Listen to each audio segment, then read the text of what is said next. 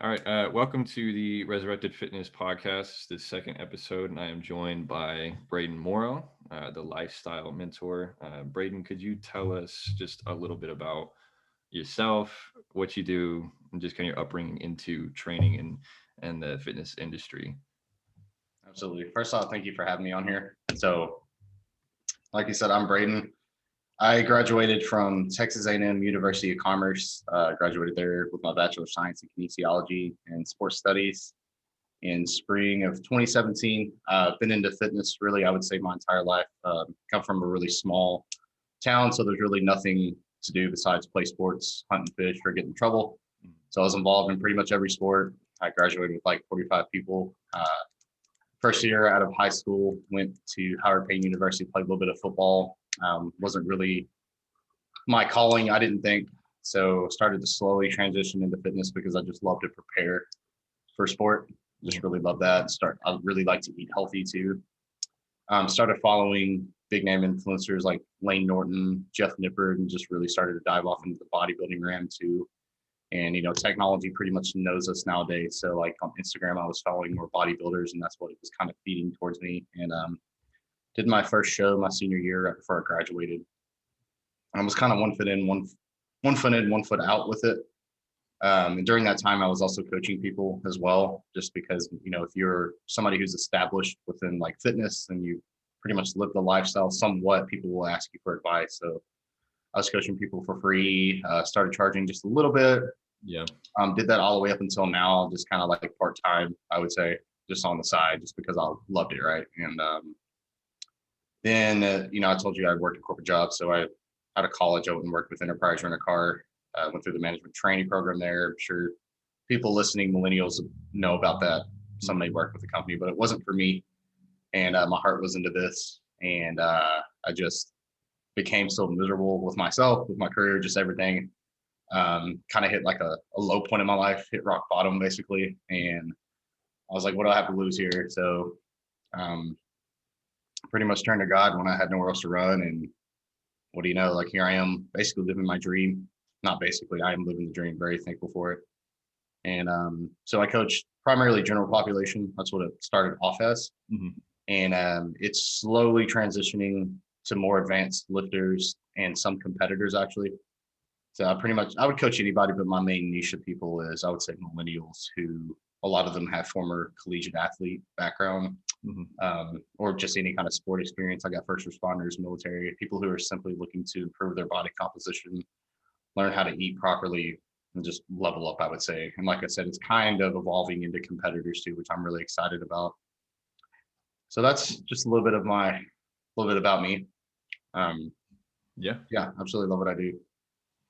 That's awesome. That's awesome. So where did you see, like, at what point did you start to see the transition from Gen Pop to maybe more advanced, more regimented clientele? I would say about 6 months in. When I started full time, I had some on clients already, and then I started personal training out of a gym in Greenville, Texas, Iron Shop, pretty small gym, but great atmosphere, really successful guys out there. And a lot of my clients there were general pop, and then I moved to Frisco, January 2020, and really started to go all in with bodybuilding too. So I think that's what kind of drew more of the advanced people in, Yeah. because when they see something that they essentially want to achieve, and I feel like that kind of drew people in a little bit more than you start posting results, testimonials of those people you're working with, and what do you know, it's going to draw more. Yeah. And and I just started speaking to that audience, like with my marketing, with the content I was putting out. I was speaking directly towards those people I wanted to coach. Yeah. For sure. Yeah. Okay. And so a little bit outside of fitness, maybe turn to God. So what would maybe share a little bit about your testimony? Like what has that been for you, and what is that role in your life and in your career and everywhere else for you? I mean, it's purpose, it's identity, because I think, everybody's out looking for their identity, something to fulfill them. And I just don't believe the world itself and the worldly things were fulfilling me. And, I think a lot of us will get wrapped up. Like I even would get my identity wrapped up in being a bodybuilder or a coach, or, like a lot of us get caught up in like how much money we're making, how many friends we have, and really none of those things are ever going to satisfy us. So like my identity of Christ is more than enough for me. Yeah. Come to find that out, ask and you shall receive. And like when I hit that rock bottom point, I asked, I was like, hey, if you're real, you got to show me here. And sure enough, it was revealed to me you had just all these realizations of your life, just boom, hit you at once and brought me to my knees. Yeah. Yeah, it wasn't just like a overnight transformation, and that's still happening. So that was roughly 2 years ago. Okay. But yeah, It's awesome. yeah, man. And Wonderful. so the decision to kind of incorporate that into your business with Iron Faith, Mhm. or right, uh, Right. Yeah. deciding to put that name in, like what was that deciding factor of like this is my foundation for what I do, and speak to people maybe who aren't even Christian, but like this is just where I stand. Right. Right. I just believe in faith. Like it's just faith is almost everything. Like it's just belief. And iron obviously ties to the gym. You want to have iron faith, Yeah, strong faith. That's just kind of like the symbol of it. yeah, Strong faith, basically. for sure. Yeah, and that can obviously relate to somebody who doesn't believe, because like everybody has some sort of faith. Yeah, If they don't say they do, they do. right. Uh, Yeah, and I think especially as Christians, we have a good opportunity to not say that we're Christian based on what we do, but more so show it in the way we like the attention to detail we give to our clients and the care we show them. Like that's going to be the biggest volume we speak. Absolutely, I could not agree more. I would say most of my clientele is Christian. Most who come are Christian, but I've had some who weren't, and I can't tell you how many conversations I've had just about that itself. And with that was just a wonderful opportunity for me. Like I feel like God placed me in those scenarios for a reason, to have those conversations with people who were non-believers. Yeah, absolutely. Mhm. Yeah, I had a consult I think a few weeks ago, and it was probably an hour long. We just got into just life discussion, way beyond training, and I was kind of asked a question about like, are you religious or whatever the case, and I got to explain just a little bit about who I am and identity in Christ. But seeing it come from a place of I'm just trying to give somebody my attention and let them speak and share their heart, and me just being there was able to speak volumes to who Christ is. Like that's the goal, and it's just Yeah, so much man. bigger than Just to this. inform people of who he really is. Yeah, And I just think the world itself doesn't really portray him in the right manner. I mean, yeah, you've got the stereotypes and the people complain a lot about the hypocrisy and stuff, which I understand, but Christ is Christ. There's nobody like him. yeah, He's the one perfect being ever. Really, when I think perfection, I think of him, because nobody can be like him, which is why we need him. right, absolutely. Uh, And so, in terms of your company, where do you see it going, and where would you like to see it go? And just growing it and expanding and whatnot. right. So I want to continue to just reach as many like minds as possible, whether that be believer, non-believer, doesn't really matter to me. My niche is continuing to evolve, like I mentioned, into more competitors, but I will still coach that niche of people who are looking to level up. But definitely growing online, especially. I do some one-on-ones as well. I typically won't take any more than like 10 or 15. Mhm. My goal is to bring on other coaches as well.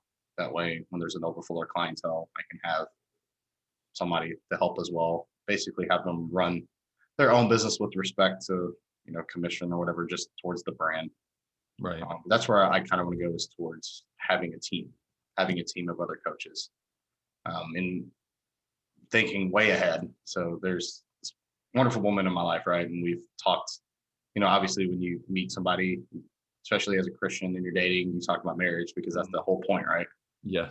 She's actually she has a year left of physical therapy school, Okay. and I think physical therapy. I've seen people collab physical therapy, personal training, online coaching together, and we've been coming up with rough ideas, and it's actually really exciting.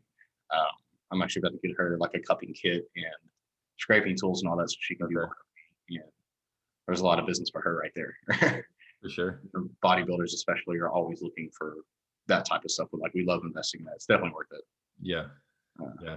that's I mean that's thinking way ahead, but I wouldn't count something like that out. I think a lot of trainers want to open up a gym, which that's not really I don't really have any ambition for that, to be honest with you. Hmm. I just like working directly with people, and I've seen some business models to where they're putting people in groups. Like the communication is like just their email and stuff. Like I like working directly with people. I don't like. I'm just not a group setting guy. Kind of an introvert, so like I work better one on one with people. That's currently where it's going.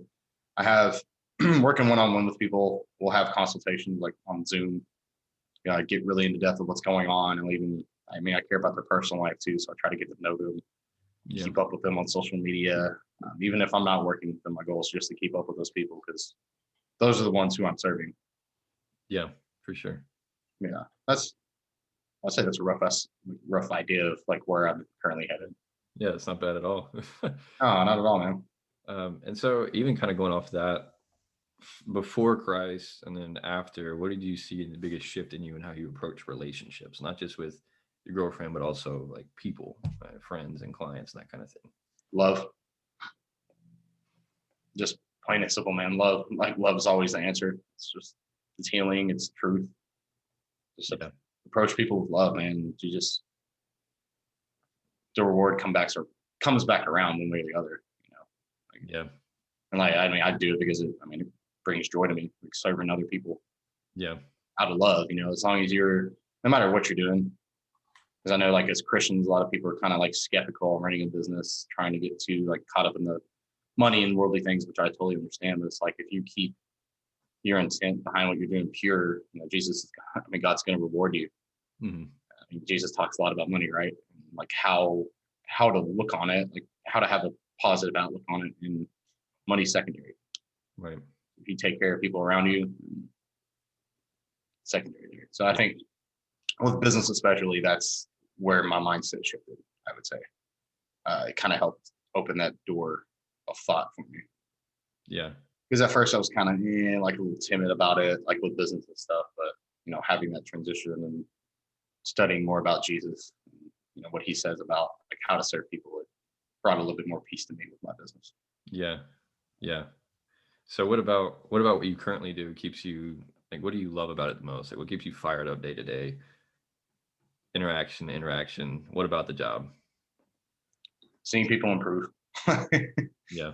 seeing people, whether it's just pound or two lost a week, new PR, just I don't know. When I get positive messages from my clients, I'll screenshot them and like put them in a folder because it just brings joy to my heart knowing I helped somebody. I mean, that's really my goal. Isn't like being the very best or like fame, like being my best self, obviously, but like my goal is to simply just to touch as many lives as possible. And I'll say that's it. That's what keeps me up in the morning. It's like, hey, like I'm here to serve these people. I was put in this role for a reason. And that alone just gets me out of bed. And also, I mean, your clients pay your bills. Like, come on. Like, you better serve them well. Come on, guys. Like, any coaches listening. Yeah, for sure. Okay, so even with that, I think I've struggled, finding my own value as a coach and offering what I'm worth to people, like being afraid to say my price and that kind of thing. So I was wondering if you had any struggle with that at any point in your career. Absolutely, man. You seem nice. I was a little too nice, I would say. Like I'd always give people discounts and not charge my worth. And I just had to come to the realization like, hey, it's not the price, it's what I put in, and what I have to offer is what like makes the price. Yeah. And like I'm okay with that. Like I know I put in years of work. I know I went through rock bottom and started off sleeping on a mattress, eating jasmine rice and canned chicken to get to where I'm at today, not to charge less than what I'm worth. And you think about it, like people will pay for, I don't know, some big name concert guy or whatever, pay full price for that. But if it's a small business owner, it's like I'm expecting a discount. Well, I hold myself to a higher standard than that, knowing that I put in the work, and two, what I have to offer is very, very valuable. Like there's so much value into it. So like when I you're talking about like offering it to people and giving them the price. I make sure that they are very clear on exactly what they would be investing in. So Yeah. I give them everything that they'd be investing in and how it can benefit them. And a lot of the 9 times out of 10, they're very understanding. Even if it's too much for them, they're like, I get it. Like that's definitely worth it. Yeah. If you're, you see this a lot, not just like coaches, but any business owner continuing to give discounts. That's all you're going to get because you're lowering your standard. Simple. Right. Just that simple. Yeah. Yeah, for sure. I definitely think coming up in the industry and you got friends that you'll help for free Yeah. and offer your best, and you realize like I need to eat too. Yeah. Yeah. And they should know that. And that transition can be a challenging one, but um, Luke also has helped me understand that about myself as well. Like, don't be afraid to if people say no, like it's okay. Yeah. You don't need everybody. No, not everybody's for you, and that's okay. Yeah. I've come to that realization. Follow up is important too. Because a lot of times when they say no, it's not really the price. Maybe they're unsure about you, or maybe there's something about the product they don't understand. But after so many follow ups, it's okay. Like there's more people out there to help, and we can't help everybody. That's something I've had to come to terms with, is because it's hard. Sometimes I'm like, man, I really wanted to help that person. It's not really the money that drives me to do it. Otherwise, I wouldn't do it. But it's just like I really want to help that individual. Yeah. Yeah. So with clients, then what have you noticed has been the biggest like driving factor for success, generally speaking, across your clients? Like what about those clients have gotten the furthest, got them there? Having clarity on exactly what they want. In the Bible, it says it, where there's no vision, the people perish. Mm. It's like that applies to anything in life, really. If you don't know where you're going, you're going to be lost. You're going to be eaten up. So we get clarity on exactly what they want and just focusing on small daily outcomes. Like I focus solely on human behavior, especially in like habit change. Because you and I both are, I'm sure we're both smart enough to write up a regimen that'll work for somebody, plain and simple. But the approach for everybody is different. Like the science applies typically the same, fat loss and all that stuff. But like getting there is different for everybody. Everybody's psychology is different with everything. But, if you have them, if they're stuck on that goal and like they know exactly what they want eventually, through all the pitfalls and stuff, they'll fight through it and find an approach that'll work for them. So just keeping them motivated, like, and obviously being honest with them. And like you as a coach, it's your responsibility to make adjustments accordingly based off of how they're responding. Mm-hmm. And just slowly focusing on that habit change. Because my rule of thumb with like diet and exercise is if you can't stick to it, I don't expect to sustain the results from it. Because we've seen millions of people will go keto or Mediterranean. Like there's so many man-made diets, right? And they work. Don't get me wrong. Fat loss works the same way, right? But they'll take that approach, it works for them, and then they fall right off because they can't stick to it. Yeah. So it's just trying to keep like I said, being honest with them and making adjustments and just simply asking the right questions and trying to find something that they can stick to. Yeah. And then that's like where the habit change comes into play, making it a habit, making it to where it's not a chore. Because often people look at it as like, especially the lifestyle people, I would say, look at diet and exercise as a chore. A lot of the times it's not their fault. Just kind of like what was engraved in their minds. When you show them like, hey, you can make this a part of your lifestyle where it's automated, and it's like not really a chore anymore. But I would say just clarity on goals and like exactly where they want to go and believing that it's possible, having faith. Yeah. Yeah. And so limiting factors, what's the most common or largest limiting factor for clients that you notice? Oh man. There's quite a few. Yeah, there is. I'm trying to think. You want to hear like general pop, more of like my niche? What do you think? Yeah. General pop, you would say? Yeah. I think a lot of people think that there's just something wrong with them. Like that they're not able to achieve it. Like they're just not, maybe they're not worthy enough. Like, oh, I've always been this way. It's my genetics, my family's this big type 2 diabetes, that means I have to be that way too. I think it's just trying to get them out of that mindset of that there's something wrong with them. I tell people like I try not to come across as like boastful or arrogant in some of my posts with like, hey, like this is how it works, and if it's not working, this is what's happening. Not to discourage people, but to show people like, hey, it is possible. Like there's nothing wrong with you. Yeah. Um, so I think like the main limiting factor would just be like belief in themselves, like that they Mm. could do it. A lot of the times people don't know that like, hey, there is a variety of foods out there that they can stick to, and the more low calorie dense, healthier foods within respect to having moderation. A lot of them don't know that. You got to show them. There's a lot of people who work and they move a lot with their job. A lot of the times I'll tell them like, hey, there's half your battle won right there. You're moving, you're burning calories. Now let's make better food choices. How does that sound? Yeah. Then you just slowly add. You can't throw too much at once with people. I've come to find through coaching, like, hey, I need you to, submit training videos to me every single day. I need you to submit your MyFitnessPal loggings, your weight, all that. Like you got to be slow and steady with these people, Yeah. which is okay. I want to learn more about real estate, and I'm taking it very slow. I'm not going to throw all that stuff into my brain at once. It's just a lot, Right. and I'm hiring somebody to help me with it too. So Yeah. investing in a mentor, but yeah, limiting factors. There's a bunch of them, but mindset's everything. Yeah. Yeah. That's very true. What That's about you? I would say stress, external Yeah, stressors. Yeah.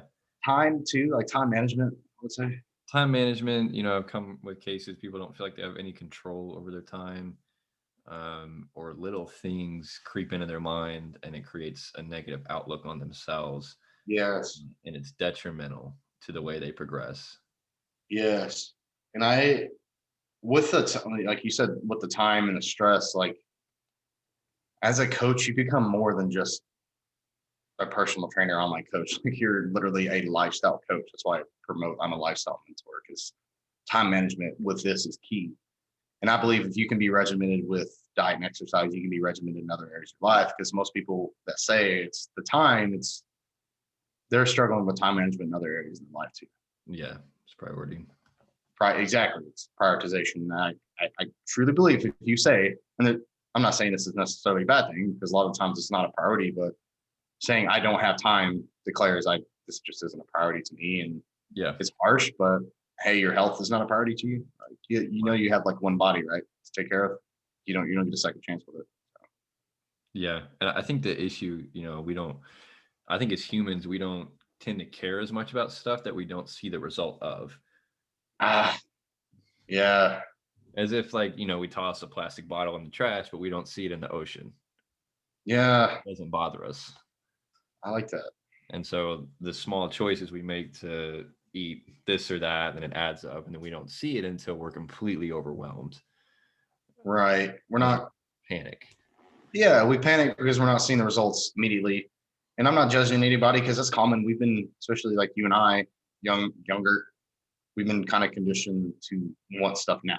Like, I can order something off of Uber Eats and have it delivered to my door right here in 10 minutes. Like, it's just Yeah. instant. I can pay all my bills right here with my phone. Like, but unfortunately, like something worthwhile is not going to happen overnight. And I try to be fully transparent as possible with people. Like, hey, this is going to take time. This is going to be a process. Let's focus more on behavior change and like, getting into a routine, focusing on these little bitty outcomes each day, progress with it, and then you'll see the results come. But don't expect it to happen in a week, 2 weeks, 3 weeks, 4. That's okay. Like I tell them, like the first month, if you don't drop a pound, that's okay.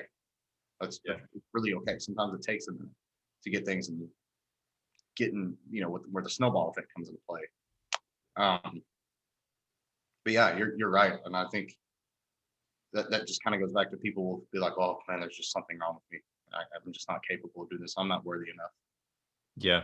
It breaks my heart, because a lot of the times they think it's supposed to happen quick, Hmm. but so there's a lot of trial and error. We're all so unique. Yeah. Give them that meal plan that they're supposed to follow to a T. Maybe they can't do that and they end up binging, knocking all their progress up. Okay, we got to try something else. That's okay. There's another way. Right. There's always a way, and it's just getting people to realize that The there's willingness a to way do for you. it. Yeah. Yeah. Yeah. And it's a very hard thing to communicate that, hey, this might take 6 months to get the first, 20, 30 pounds off. Like it's going to take a while. and then the first week they don't drop weight, or they see it spike 4 pounds because they had a little too much alcohol the night before, and it's complete freak out. And I think in general population, I see it to where once they hire the coach, they think it's solved. Yeah.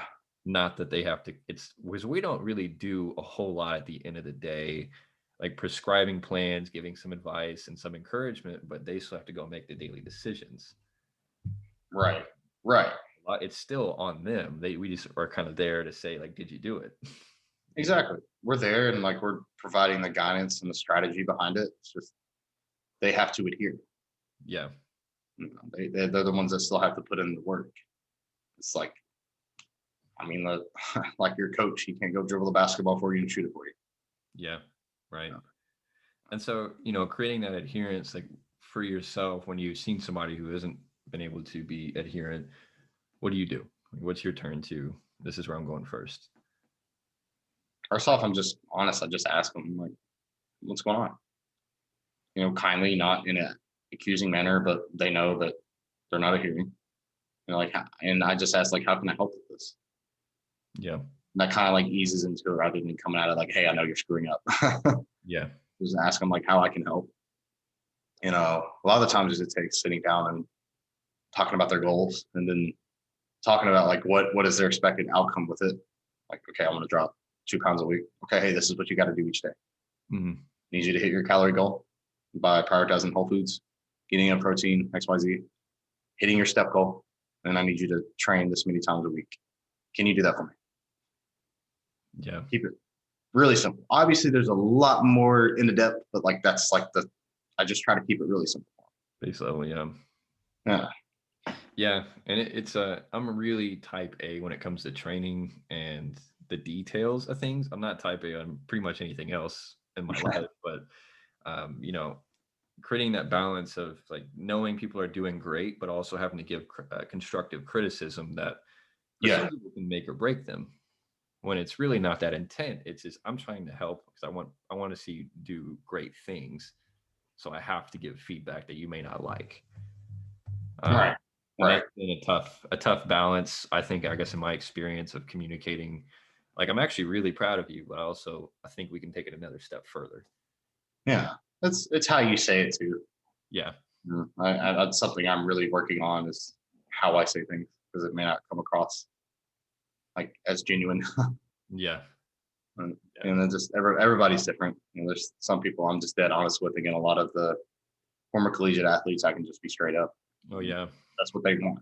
So Completely different. Yeah. that's what they get. But general pop, you got to be a little bit easier. Looser. Yeah. Okay. And so like when you find um that self-limiting belief of themselves, what do you feel like has been like when they make that switch, what changes for them of, okay, maybe I can't do this?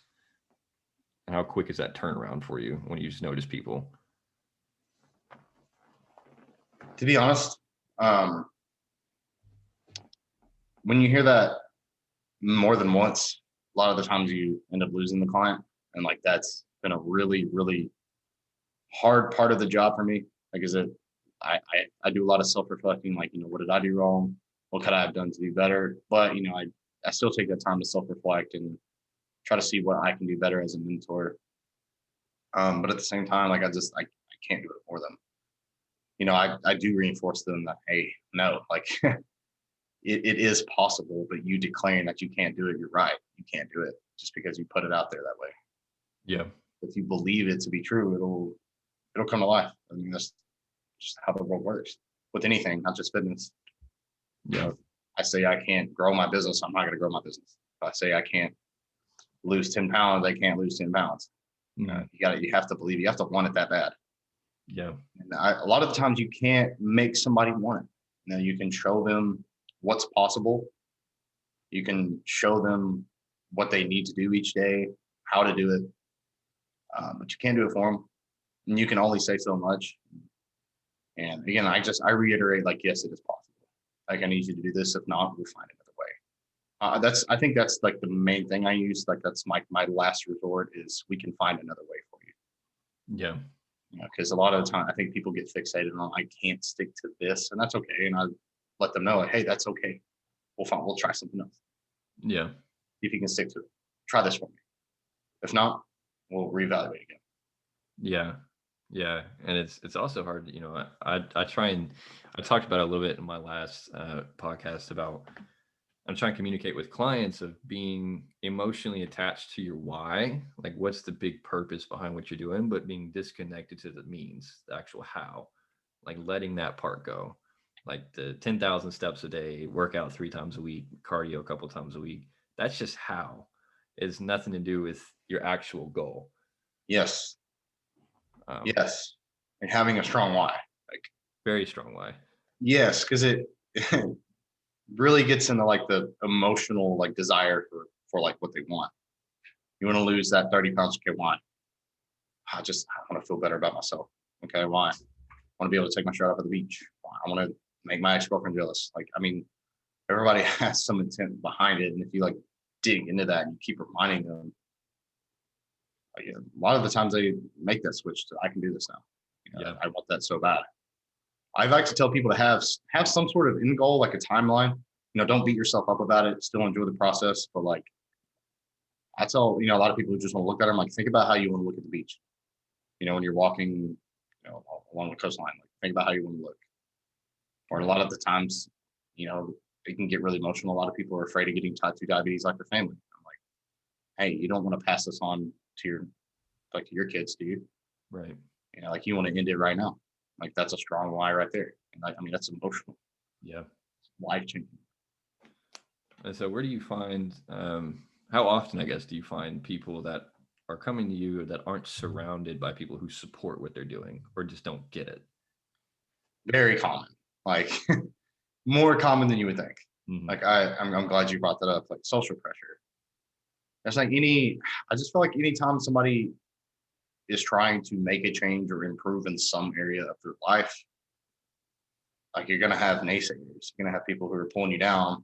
I like to call that crabs in a bucket. And it might, unfortunately, I mean, this is true. A lot of the times it's family and people you love. Yeah. And you have to set boundaries with yourself. Say like, this is the best thing for me. And I've had a lot of people who like to drink, Hmm. who love to drink, and it's not that they can't say no. It's just like they're around those people who want to drink all the time. And a lot of the times I'm just honest saying, hey, like maybe you need a new friend group because if they can't respect you not wanting to drink to reach your goals, and like that kind of says something about them. Yeah. You know, um, yeah, social pressure is a huge thing. Even I mean, I don't know. I can think back to when I was younger, eating out is tough where I do my first show, or just simply making better choices. How much heat I would get for it. Hmm. I almost felt like an alien. I'm like, what's wrong? Like, what's wrong with me eating this like chicken and sweet potato here? I'm enjoying it. Like, leave me alone. Yeah. um, very common, very very common. Yeah. What about you? And I'm curious to ask you, like, Yeah. how do you handle that with those people? Because like I feel like that's something I can improve on as a coach is helping people with social pressures. Yeah. Yeah. Well, a lot of it I find is in spousal relationships to where there's not a level of communication. People will start coaching without really walking through what that means to them with their partner. Like, not why, like, hey, I'm hiring a coach. And they're like, that's great. But they have no interest in doing it or hearing about it. And already there's a disconnect. Ah, And so a lot of the times, actually, what I'll recommend, and this kind of goes into like evening routines with clients of taking the last hour, hour and a half of their day to get away from their phone and do an activity. If they are with somebody, do it with their spouse, like their husband or wife, and sitting down and doing a puzzle or actually having an open conversation about the stressors they had during that day. One of the stress management tactics that Luke's kind of helped me with is little tick marks. People will write ticks whenever, or tallies whenever they have a negative response to something in a day, and they'll just mark it. And then I'll create a space. I'm like, hey, you've got to take the last hour of your day to open up conversation with your partner and create a connection to exactly everything you felt that day, but also why you're doing this journey, like what it means to you, how wow. they can support you in that. But Yeah. if that time and space is not created, it will remain disconnected and it creates more and more pressure because they're paying this amount, but it's shared money. And Yeah, it's like I don't see the purpose in it. But if there's not that communication, so I make it almost mandatory. I like that. You have to talk about it, It does come down to like not communicating. I mean, as does everything essentially. yeah, it's easier to ignore people nowadays too. Yeah, Not like your spouse, obviously, because most of the time you're gonna look at the spouse, but like just friends in general. I mean, it's a virtual world. You don't have to respond to a text. right. Easy to ignore. Yeah, I like that. Yeah, definitely shutting your phone off like before going to bed. Very helpful. yeah, yeah. And just having them spend like quality time with, either the Lord or with their own thoughts if they're a non-believer, and being away from everything else that is causing them to over exemplify things that are actually kind of small. Yeah, absolutely. Yeah. So it's a lot of communication, but I'll walk through it. And, when we're talking about it when I'm having a conversation with clients, it's usually never the weight. Like I had a conversation with a client that wasn't happy with the way she looked. I'm trying to figure out, why don't you like the way you look now? And I was like, you're not going to like it when you're 30 pounds lighter, because if you hate yourself now, that's going to continue. And so we look for the root of where that's coming from. Maybe a family member is a little too joking, and they have been for years, and they make comments that make you insecure. Yeah, And so that's what I want to attack. Not yeah, attack in a bad sense, but I'm saying next time you go to a family event, wear what you want. And we got to face the actual problem, not the side effects. yes. A lot of the comments we'll get, like again, social pressure will shape our beliefs. Yeah. And man, I'm thinking of a really good client of mine. She's a current client. I think she's 37 years old. Great shape. Has had 2 kids. Looks amazing. I mean, has obliques popping. Came to me and said, "I hate the way I look." I'm like, "Go to the beach and you're gonna have women like 18, 22 hate you because you look amazing." Yeah. Like just and like you said, getting to the root of that. Why? And it was. I can tell in other areas of life she's very hard on herself. So Mhm. it was, and she was a believer. So I brought that out. I couldn't relate with her. I was like, hey, like you need to be content with what you have right now for what the Lord has provided with you. Otherwise, you're not going to be able to accomplish more. Yeah. Like you have to be grateful for what you have now. And yeah, I was like, there's no way we're going to achieve this goal of yours if you can't overcome that barrier right now. Right. Because like you said, if you hate your body now, you're going to hate it later. Yeah. Yeah. It's so similar. I got a girl who's lost 40 pounds with me in the last year, and she's like, I feel like I look the exact same. I'm like, you're 40 pounds lighter. Yeah. And it's incredible. Just dysmorphia is, I think we all have it to an extent somehow, like the way we see ourselves. Yeah. We look at ourselves every day. So like I've changed people's perspective by showing them a side by side every time. They're like, oh my God. Like, yeah, look at you. That's It's only in 60 days. Amazing, right? Yeah. Good for you. A little bit of perspective. That's all it Yeah, a is. little bit of perspective here. Like this is only 60 days. Look what you did. Yeah. Don't worry about those pitfalls. Look where you're at now. That's awesome. Be thankful for it. Be proud of that. Yeah. As a bodybuilder, I kind of suffered with it. Not that I disliked the way I look. It was more like coming out of a show. I thought I was like always fat, Yeah. and I didn't have a coach to reverse me out of it. So I was constantly getting opinions from like other friends and stuff, like, hey, and they're like, you need to eat more, you need to eat more, you need to eat more. And like I just kept seeing myself as so fat. And Mm. I just come to the realization like, hey, like I'm gonna be okay. I probably do need to eat more. And I don't really struggle with it anymore. I'm just Yeah. happy with what I have, no matter what, whether I'm fluffy, shredded. Like again, Yeah. it's like I feel like it's always good to have a third party or second opinion, Oh like yeah. especially for the general population or your clients. Like you've got to reinforce them, with honesty too. Yeah. Hey, you're fine. Look at you. Look how far you've come. Yeah. It's a process. It's so important. It's so important.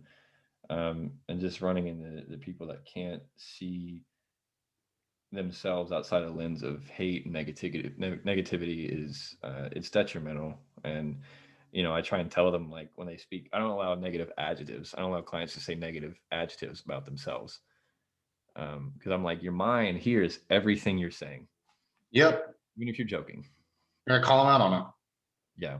and want to become and it's, in my opinion, I'll ask for yours as well, of how we achieve, real change, real sustainable change, even as Christians, even, because we can know Christ, know the word, and serve at the church, go to community groups and whatnot, but not actually know who he's created us to be at the same time, and have no Right. idea what that actually looks like. And my understanding of it is more so awareness, not so much action that has to happen right then, but more so becoming aware of the patterns you already have and the things you've been doing that can create to start funneling that change, that actual change. And I had this discussion earlier this week about James 5:16, where it says, just confess your sins to one another and pray for one another. And there's power of a righteous person, it's great power, or the prayer of a righteous person. And it never said like teach them a lesson, give them a lesson. It said just pray with them. And it's bringing things to the light that they didn't know and didn't see, or weren't talking about. And once you do that and we just trust the power of prayer, things start to move in the direction we need them to. Right. So more so, my opinion, I think awareness of what's really going on is going to be the biggest change, because you'll see it through a better lens next time you face it. Yeah. You nailed it. It's just bringing things to light, like seeing it for what it really is. Yeah. You know, Yeah. putting it out in the open and facing it. Right. And Jesus is very clear on it. It's like it's going to come out either way. Things will be brought to the light. And I kind of try and communicate that with clients. Like it's going to show itself either way, through the person you yelled at because you're too stressed to talk about what's going on, or we just talk about it. And it's like, what's worth it? Right.